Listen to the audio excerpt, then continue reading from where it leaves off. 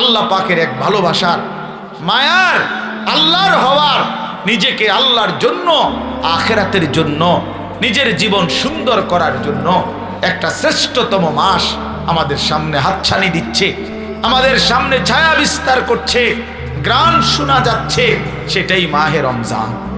মাহে রমজান এতটা প্রিয় মাস, আল্লাহ নিজে যেই মাসের নাম আল্লাহ পাক নিজে উল্লেখ করছে, এই যে রমজান মাস।